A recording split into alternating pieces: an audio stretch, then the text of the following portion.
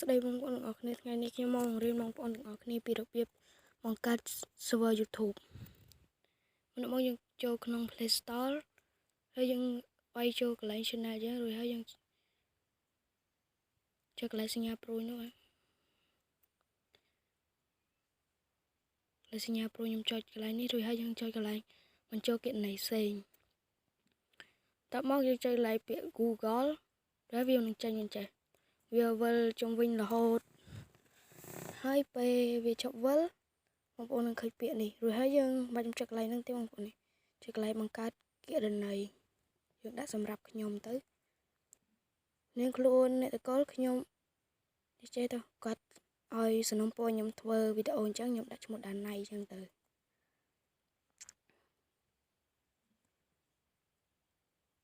តមកយើងចុចកន្លែងពាក្យបន្ត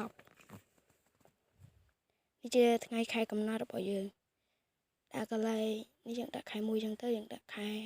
អីក៏បានឯកន្លែងហ្នឹងឬស្ដាក់2000មកច្រឡំ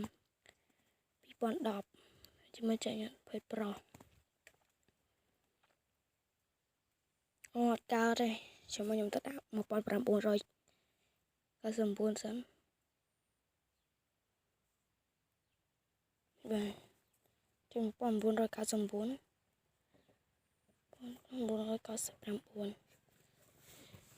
ហើយយើងគេឲ្យយើងរើសរកគណនីយើងចុចលើនេះមួយទៅពេលវាឲ្យដាក់ពាក្យសម្ងាត់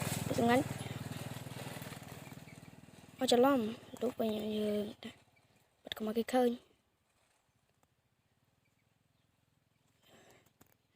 ដាក់ញ៉ៃទៅលេខកូដអីក៏បានដែរចឹងទៅបាទរួចហើយគេឲ្យដាក់លេខទូរស័ព្ទយើងដាក់ប៉ុន្មានក៏បានដែរឲ្យលេខទូរស័ព្ទរបស់យើងនេះបានជា channel របស់យើងចុចកន្លែងពាក្យបន្តហើយចុចរួចហើយយើងខ្ញុំយល់ព្រមចុចកន្លែងលើពាក្យហ្នឹងទៅយើងអុំមកក្រោមមកឃើញពាក្យហ្នឹងយើងចុចទៅ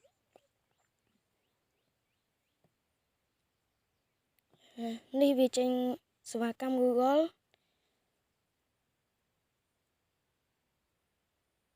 សេវាកម្ម Good ច្រឡំ Goodless